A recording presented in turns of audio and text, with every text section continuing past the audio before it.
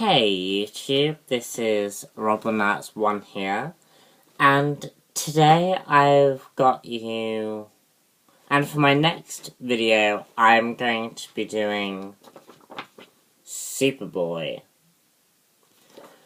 After the reign of Superman, after the death of Superman, a character called Superboy was introduced. And we started, and Superboy eventually became a comic after the reign of Superman. And I got these from Comic-Con, and I tried to get as much as possible in order. However, I have a few scattered storylines, so you'll have to bear with me. But first of all, we have Superboy 15. Now, Superboy 15 has Superboy fighting a warrior cult clan called Silicon Dragons. And these Silicon Dragons basically are these warrior-type people who are bound by honor and fight, and sort of is this evil terrorist gang thing.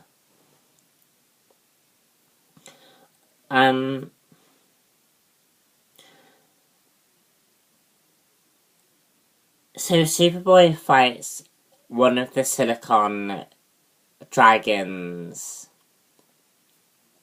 members called Lady Dragon. Very original, I know. I was unclear in this issue whether Superboy was working alone or with the Suicide Squad. Because the Suicide Squad does appear in this issue. And we also get a great clip of Deadshot's original costume. If those of you who remember the animated show, yeah.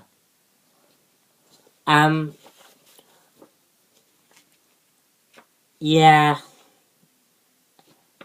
This issue ends abruptly, and it's sort of just like, it was sort of part 3 of a 3-part story, and I didn't really know what was going on. But yeah, that's Superboy. The next one was 5 issues later, called Superboy 20. And Superboy 20 has Amanda Waller's Checkmate people go down to the now wrecked Silicon Dragon's boat, which sank at the bottom of the ocean. And Superboy and one of the people from the Suicide Squad asks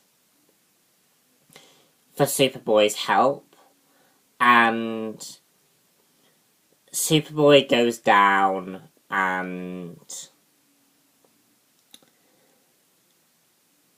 ends up meeting Kyle Rayner, who is a Green Lantern, and they end up trying to stop a battle between an Aquaman villain and another villain who I can't think of the name right now. Yeah, this guy. Like, 2 guys, very random guys, don't know who they are. Yeah, this issue was okay. It didn't really thrill me.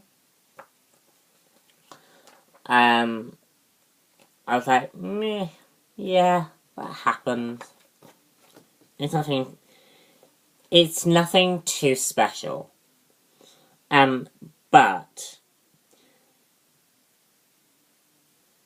it does incorporate that human factor versus the superhero factor. Like, the value of a human being being more heroic than a superhero is. Also, Superboy appears to be a public icon. Like, people seem to know he's Superboy. And he doesn't really seem to go by the name Connor Kent, which is my main issue, which I'll get to at the end of the video. So that's Superboy 20. Superboy 21 sees Superboy fighting, partnering up with the Legion of Superheroes, complete with two recognizable characters that I recognized, Saturn Girl and Brainiac 5. Brainiac, obviously, I know, because of the Superman comics, and Saturn Girl I saw in Smallville.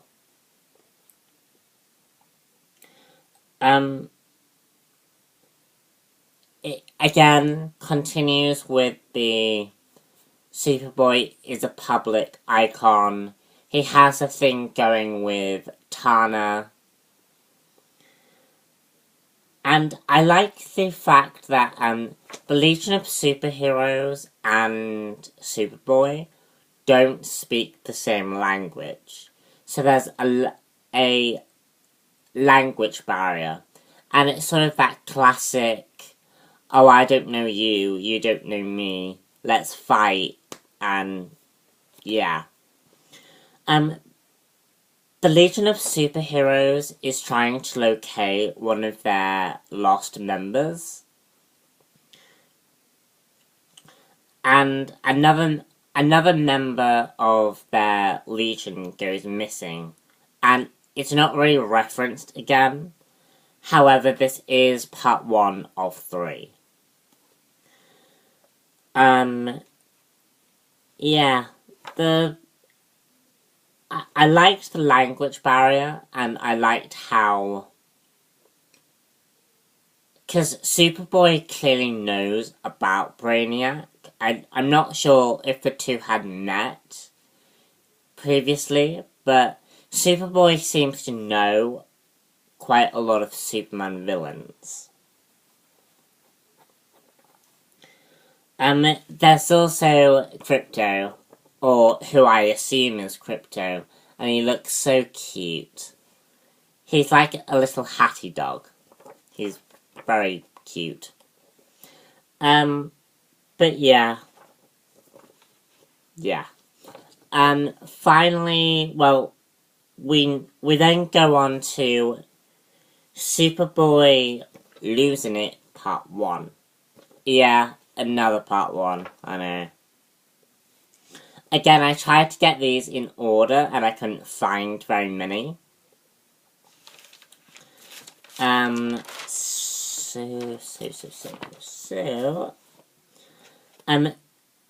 this issue, Superboy fights the female Furies. And going on from what I said in the previous issue, Superboy seems to know about major Superman villains, such as Darkseid, Brainiac, etc.